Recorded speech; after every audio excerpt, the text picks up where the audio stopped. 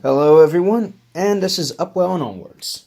Now, I know I said I wouldn't be putting up a review video for a while, but this is a re-review. Because a while back I did a review on two locos, I did not do them justice, and I only did a re-review of one of them, and a running session of the other. Now, it's a simple loco really, but the Collett Goods loco.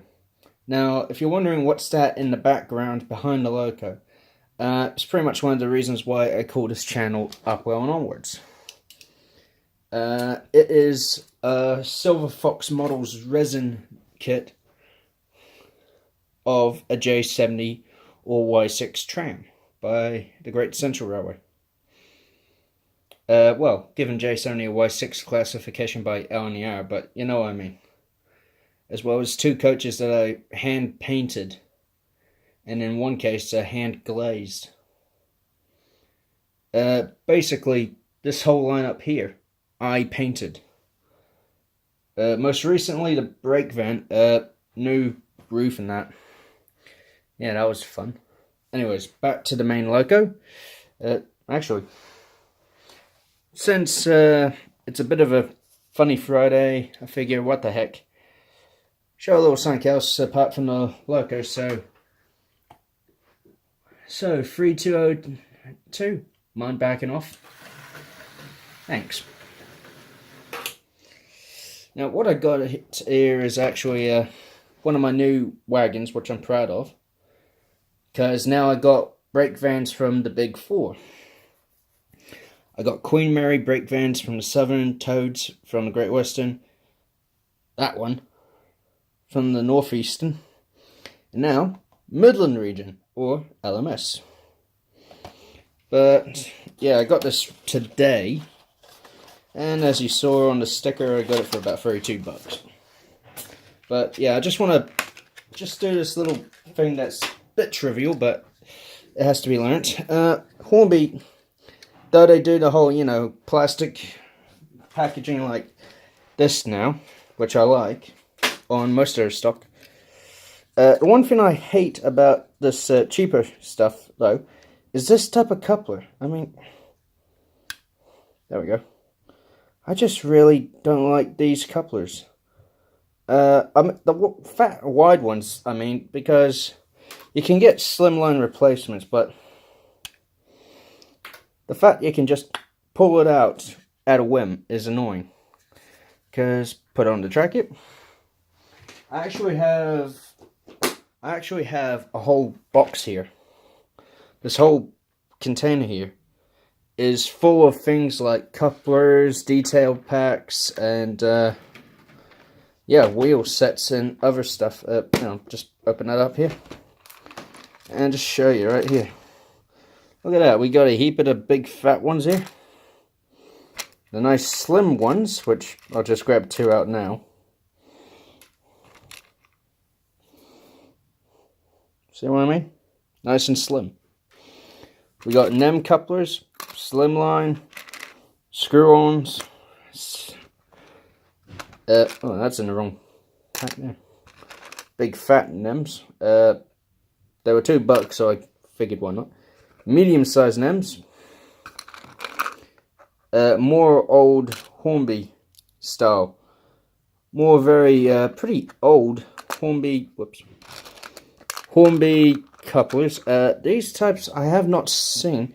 This one, I ripped off the coaches there.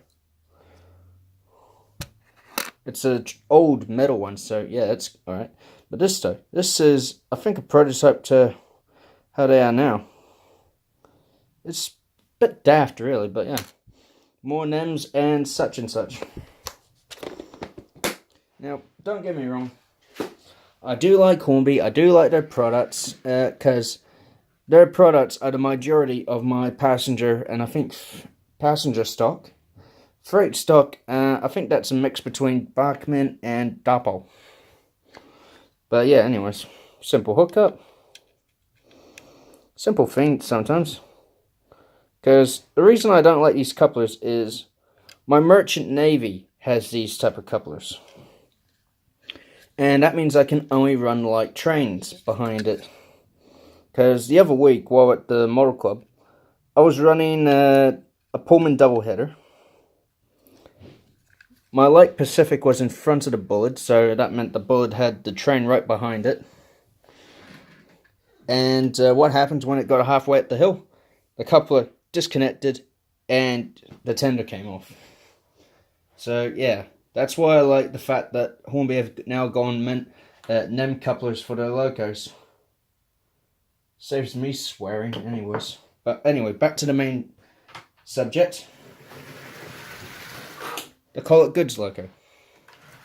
Now, I don't know much about these engines, so this is a first, I think, on any YouTube channel. I'm grabbing the computer and giving it a quick look up.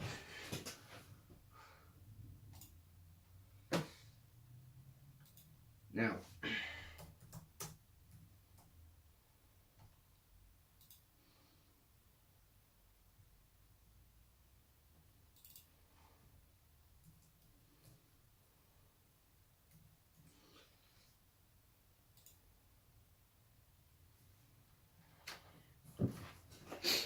here we go. 3202 here is a member of the Great Western Railway 2251 class, or better known as the Collett Goods. The medium-powered freight locomotives introduced in 1930 to replace the earlier Dean Goods locomotives, and built up until 1948, so the end of the war. Not bad. This example here has a churchwood tender, but the loco was designed by Charles Collett, and they totaled about 120 locos. In many ways, there were modern versions of the Dean Goods loco, which Oxford make, and I'm hoping to get one day, so I can do a comparison between the two. Basically, they shared many dimensions, but these had many of modern features, such as tapered boilers, full cabs, better boiler pressure,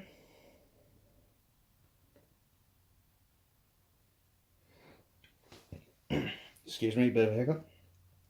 Only one survives today. It's currently on the South Devon Railway, and the only surviving member of the class was the loco that helped open the starting season for the Severn Valley Railway back in, I think, the 70s or 80s, I think. Very nice looking locomotive these are. Now, if you want to get something like a model of one of these, this one's by Bachmann. The main line also used to do them. I've seen a few of them on Trade Me. And also Union Mills, whoever they are, make them as well. They even made N-scale versions of this. Can you imagine that? An N-scale version. Wow. But yeah, this class has the yellow route availability code on the Great Western, which is one heavier than the blue code, which is well known. And, well, though classified as a B on the Great Western, in British Railway days, they're known as a 3MT, so that ain't bad. That is not bad. Now, I believe my one is of a later batch, because I think of maybe the second to last batch, because the numbers for the class in the three batches that were made were 2251 to 2299, 2200, 2250. So the second batch had earlier numbers but were older. No, I had older numbers but were younger, I mean. And the final batch was 3200 to 3219. So I got one of the last batch, the third member of the last batch to be exact. Which actually ain't bad. And yes, I am having to really look it up online. It is, because I don't really know much about this locomotive. I really don't know much. And when I got it, no box at all. And though when I finish with this, I can finally delete that old video. Now we have here sprung buffers. Sadly, no NEM coupler on the tender, but brake rigging, and as well as the water pipe for water troughs. No wheel pickups, but still a very nice tender. Good weight to it. Very nicely applied livery and rivet detail. The coal load I did not do, but that is very nice. And a little bit there, I like that. I like that, a little bit there. I really like that. Now, as for the loco, quite a fair bit of weight. The boiler, the motor is in the firebox itself. Because that is, we have a look at the cab. It is quite spacious. It is a spacious cab. Once the light hits it right now. Once the light hits it, it is quite a spacious cab.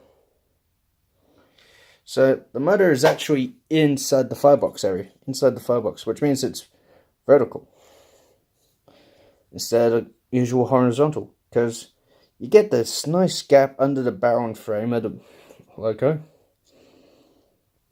Separately applied railing, good brass dome, and I think that's more of a copper rimmed and copper cap chimney.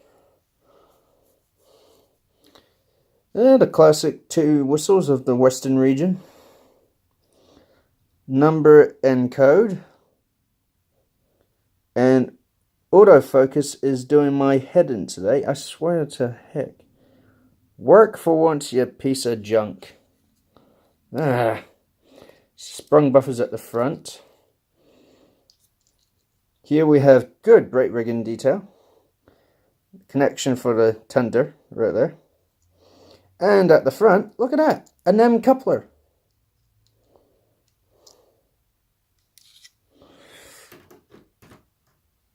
Now, I do really like this locomotive, and when I originally did the first video, my curves were too tight on one side, and I really could not run this locomotive. I really could not.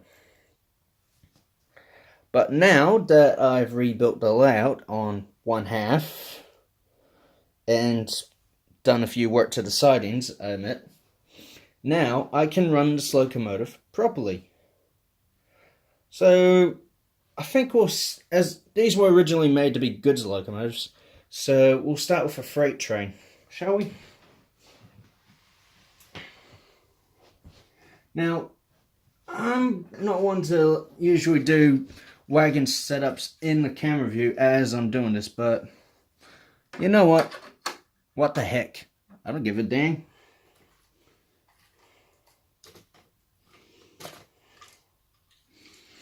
I figure go for unfitted freight. So that means a brake van each end.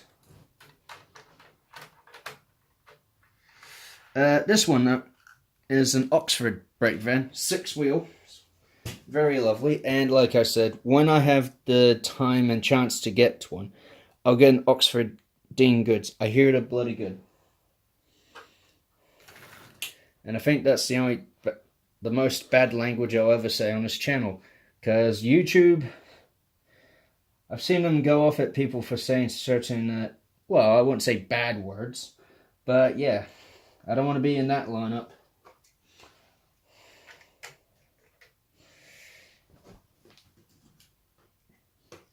And while I'm doing this, I'm just thinking, one day I may do a video on coupler conversion.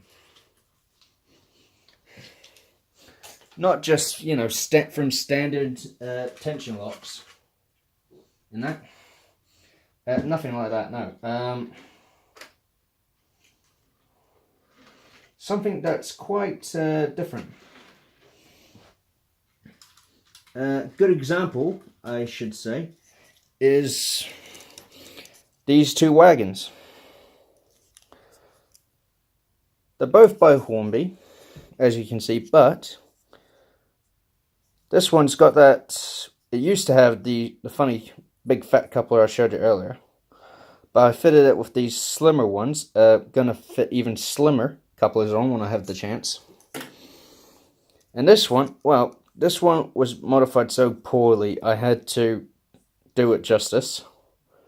So what I did was, I clipped down the stems that were already badly done, and glued on a couple of NEM pockets. And yeah, I can interchange the couplers on these, and I'm happy.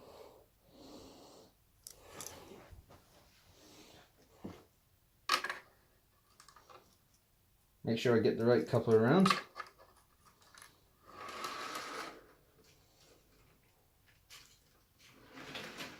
Now, I'm a bit of a fanatic about NEM couplers, because I really like them. I really do. So I figure one day, do a video on converting this weathered 16-ton truck to have NEM couplers, because as you can see, these ones are the old metal ones, and are riveted on. And I know it's probably good practice or something to have it riveted on, but I just find it annoying. It means that's as they are, stuck like that for good. And that really bugs me. Or if you watch Family Guy, that really grinds my gears. And I can't believe I even tried a poor example of the Peter Griffin impression. Oh jeez, hope that doesn't drop my viewing.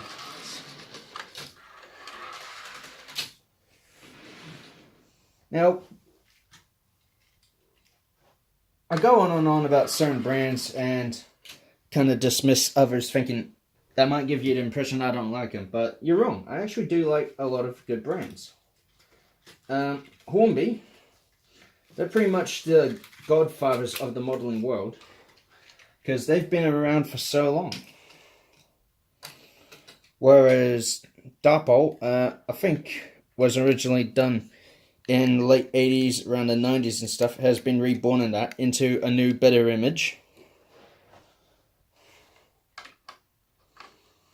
And, well, Oxford, about a couple of years ago, I never heard of them. I really never heard of Oxford. Then I saw some of the wagons and bought some of the wagons they make, like this one for instance. Is very well applied delivery, beautiful work. NEM couplers straight out of the bat. So I thought, yes, that is good. Now, one day I may do a brake van special on my layout. Purely because I got so many now. I got about, well, 2 from the Great Western, 2 from the Southern, so wow. I just realized I got about 6 brake vans now. That is quite a lot. But anyways, couple up to the train now.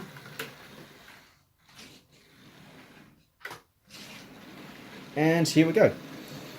The Collett Goods making its first loop on Upwell and onwards, new track. And as you can see, she can now go around the curves quite nicely.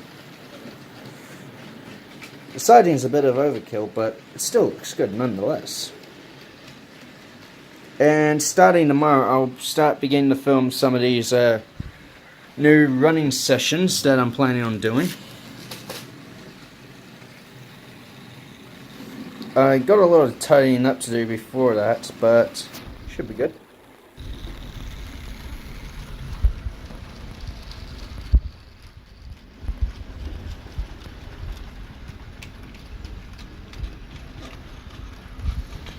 Now, I do admit the 16-ton steel truck kind of ruins the look of an old pre-nationalization, or heck, even pre-war goods train, but I like it.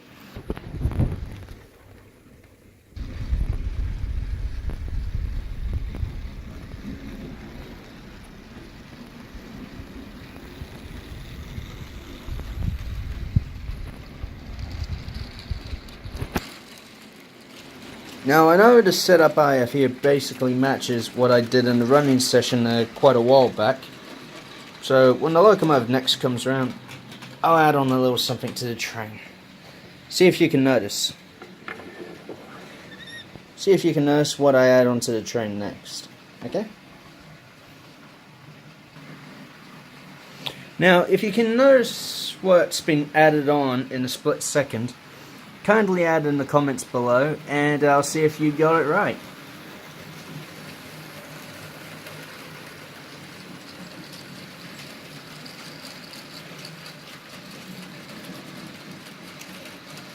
Because I doubt... Oopsie. Now, one thing about track work is, like the real railway, is never done. Because this section here has been causing me a few problems, but then again, Dopole wagons have very fine wheel sets. So, there's a bugger and a half. Mind you, it's as realistic as you can find in 00 scale, so I can't really argue.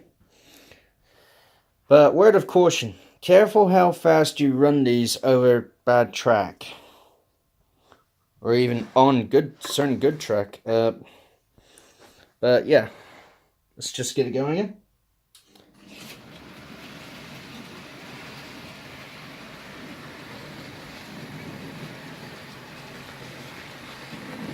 And this is actually one of the first reviews I'm actually having good fun with.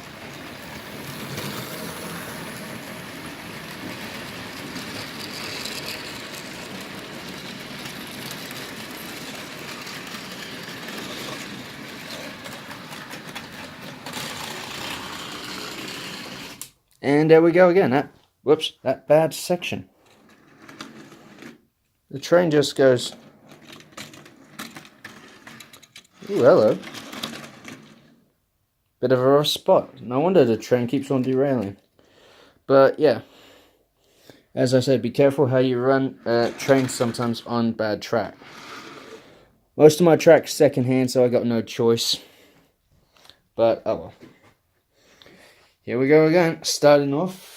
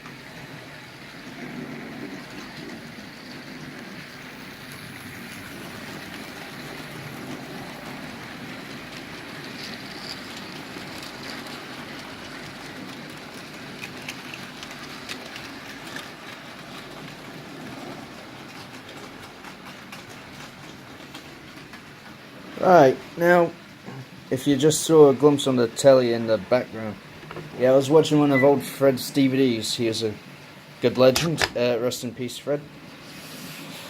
But yeah, I think that pretty much concludes this running review, I think. Because it's smooth. It's very nice Locomotive. I must point out, though, that this is the older version of the Loco. The new version has the proper Great Western buffer, so instead of sprung, they're solid. But you can't have them all. You can't win them all. You sure can't win them all. Ah well. This is Upwell and Onwards, and 3202, signing off.